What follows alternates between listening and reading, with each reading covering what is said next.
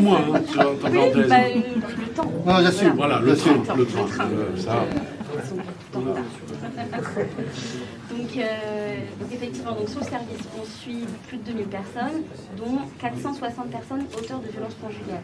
On est à un peu plus de 20% de l'effectif global.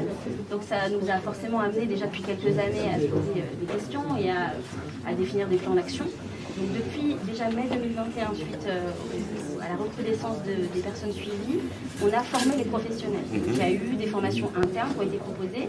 Il y a des colloques aussi qui sont organisés par la Rennes Métropole, des cercles de ressources.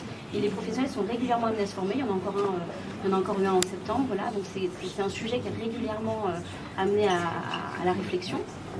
Ensuite, à côté de ça, pour rebondir donc, sur la prise en charge collective, il y a la prise en charge forcément individuelle qui est aussi au cœur de nos missions.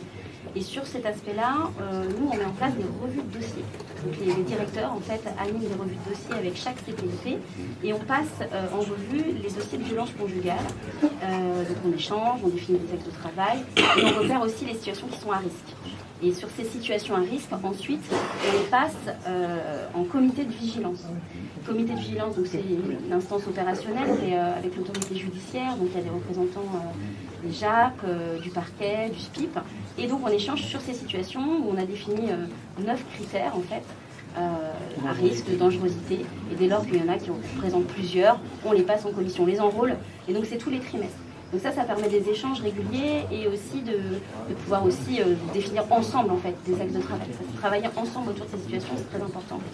D'autant plus qu'on a aussi des personnes qui ont un bar, un bracelet anti-rapprochement. On en a 17 aujourd'hui sur le service.